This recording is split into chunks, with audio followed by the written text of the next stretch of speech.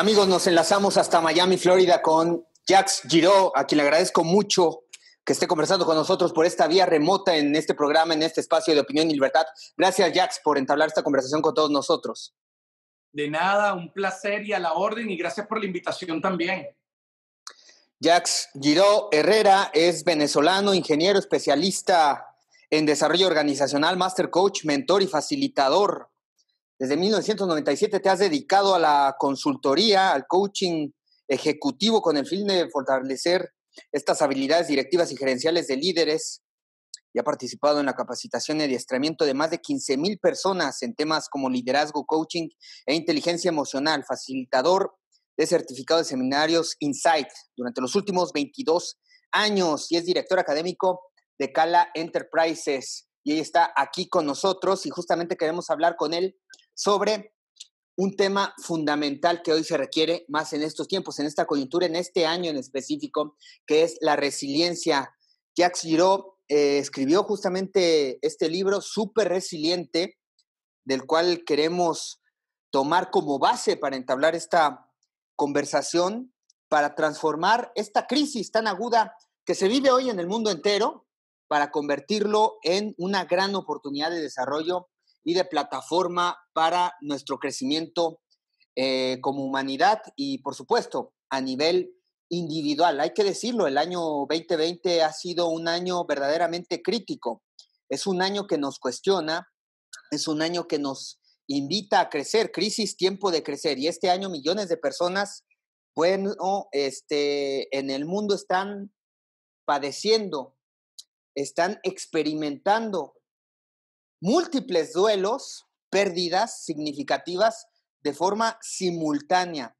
La pérdida de su empleo, la pérdida de un ser querido, la pérdida de una forma, un estilo de vida, la pérdida de rutinas, de manera que estamos frente a una época de duelo.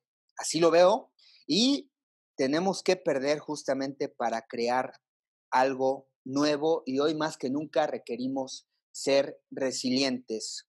¿Cómo definirías tú este año para la humanidad, Jacques? Sabes que yo siento, bueno, Eric, gracias primero reitero el agradecimiento por la invitación y estoy muy contento de estar aquí contigo. Esa introducción que hiciste en realidad es muy buena. ¿Por qué? Porque muchas de las personas, Eric, que estamos en nuestro día a día, en nuestra rutina, familias, trabajo, estamos como dentro de una zona de comodidad, ¿no? Entonces, al estar dentro de esa zona de comodidad donde la rutina nos manejaba, esta época lo que ha hecho es simplemente romper la zona de comodidad. La quebró. Y al quebrarla y al salir de ella, tú tienes dos alternativas. O entrar en algo que se llama zona de pánico, que es donde tú permites que el miedo te maneje y la situación te controle.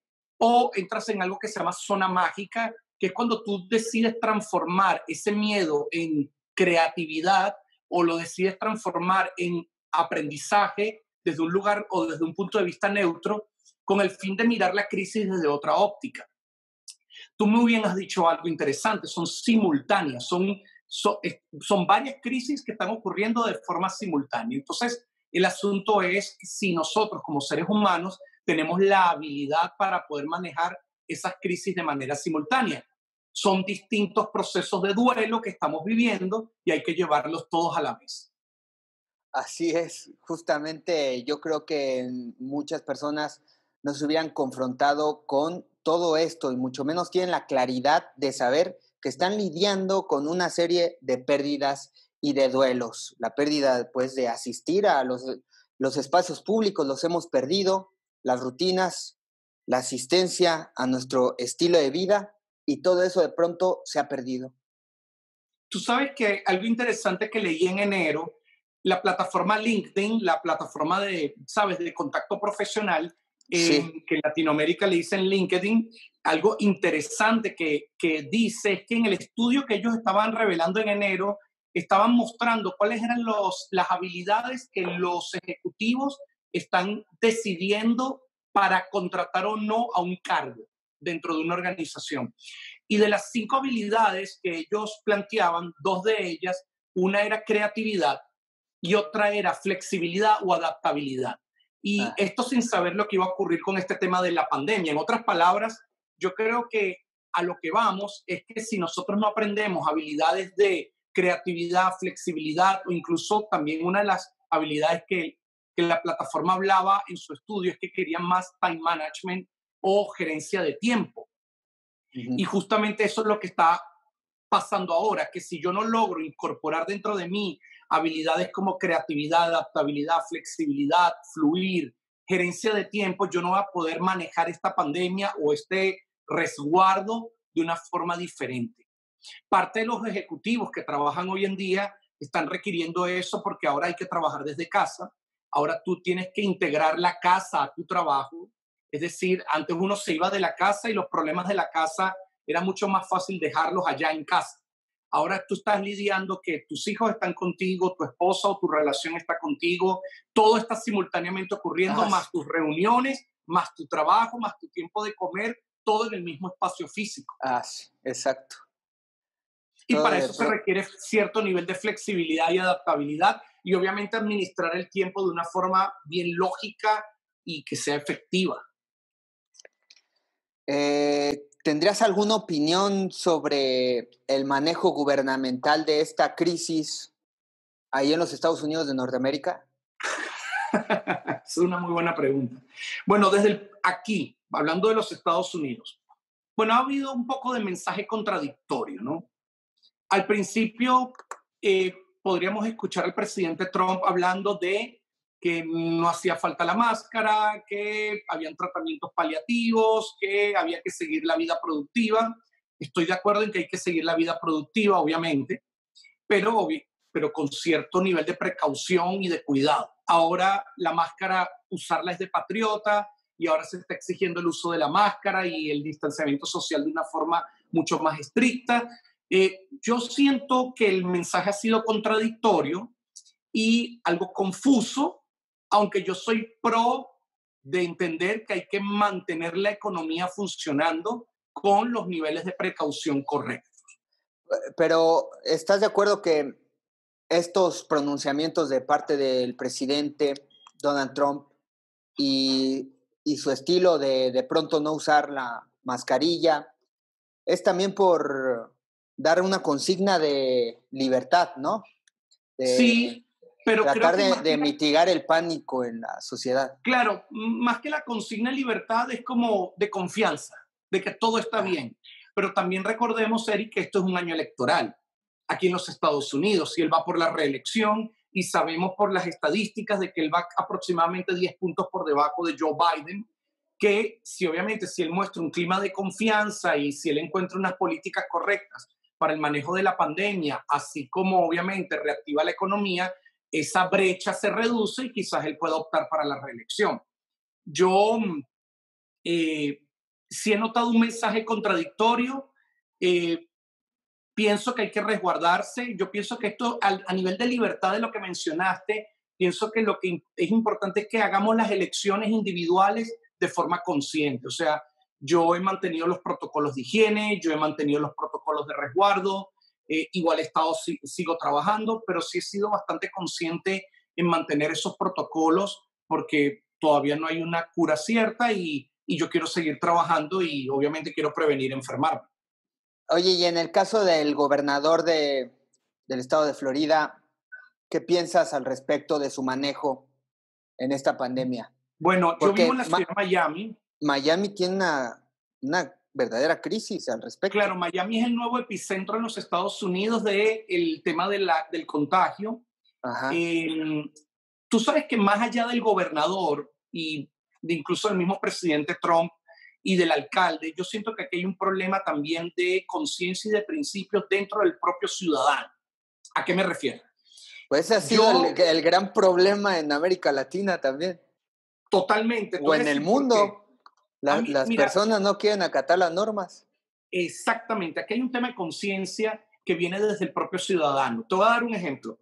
Hace 2 meses, donde la pandemia estaba en su mayor apogeo en los Estados Unidos, yo veía fiestas aquí en donde yo vivo, en el área donde yo vivo, de Brickell, del downtown de Miami, veían los balcones fiestas, 20, 30 personas en los balcones, en los sitios, en el edificio, personas que no querían usar las máscaras, no querían respetar los protocolos.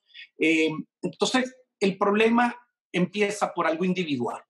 Aquí hay un tema de conciencia y principios que no está ocurriendo a nivel, por lo menos, ciudad, y obviamente eso tiene un impacto en lo que es los resultados de la pandemia. Aparte de si el mensaje es confuso y si es contradictorio, más todavía suma. Yo creo que esto empieza por un examen de conciencia individual. Si va a haber resiliencia como tal, las personas tienen que estar muy atentas con su propia responsabilidad. Sí, es verdaderamente admirable. Tengo conocidos médicos que salen de vacaciones en la cuarentena. Estoy de acuerdo contigo, y yo también aquí en Florida.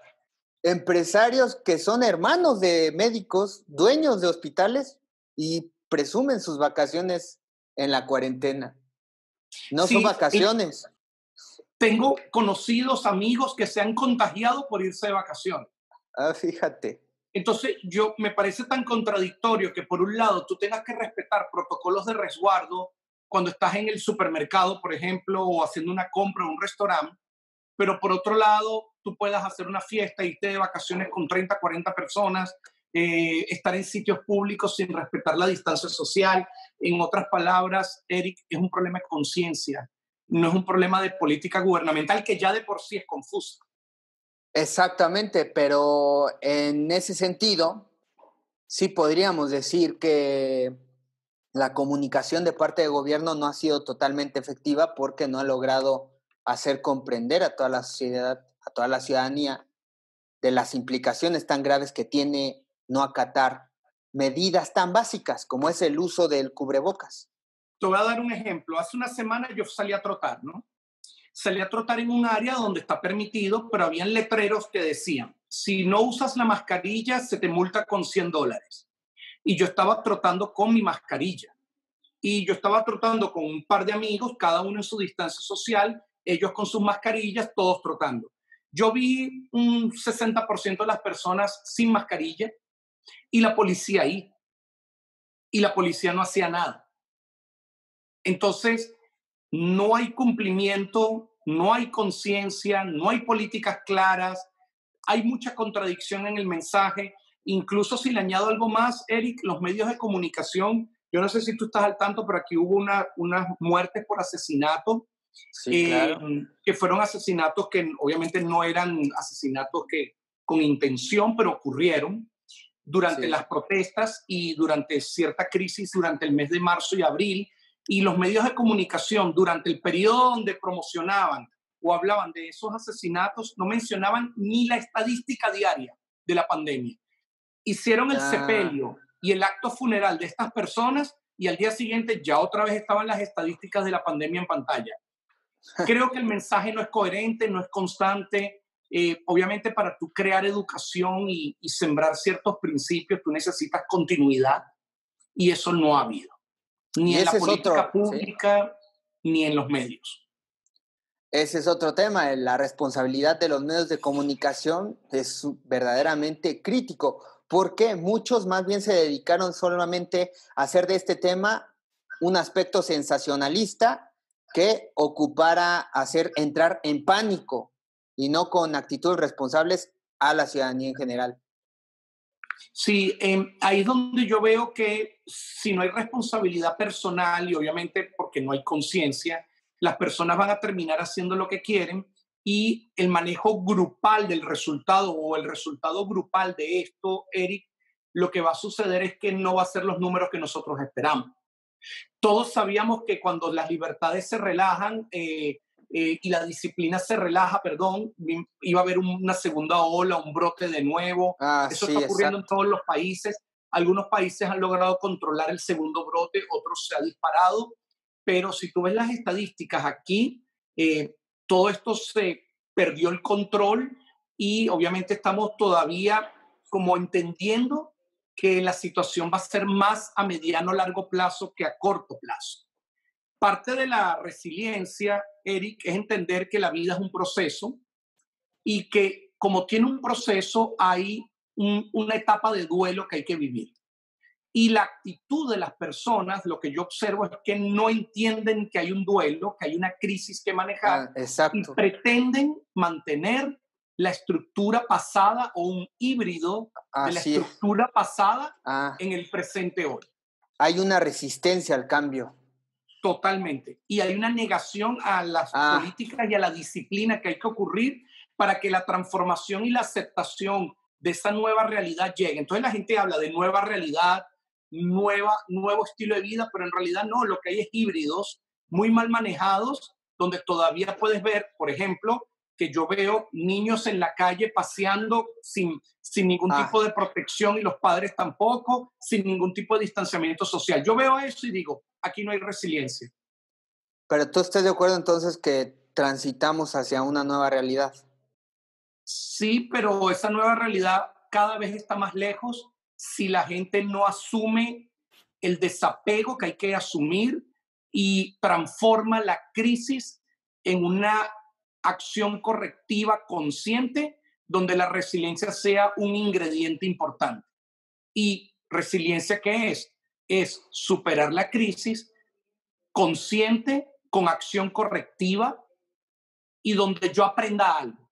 Y yo con esas actitudes individuales no veo un aprendizaje profundo ni una toma de conciencia profunda. No la estoy viendo. Por lo menos aquí en Miami. Ok. Si me permites, Jax, vamos a hacer una breve pausa y regresamos contigo para continuar conversando aquí en este espacio de opinión y libertad y ahondar más justamente en esto que acabas de señalar, profundizar más sobre cómo las personas pueden ser resilientes ante este momento tan crítico donde su conciencia está siendo cuestionada. Volvemos. Gracias.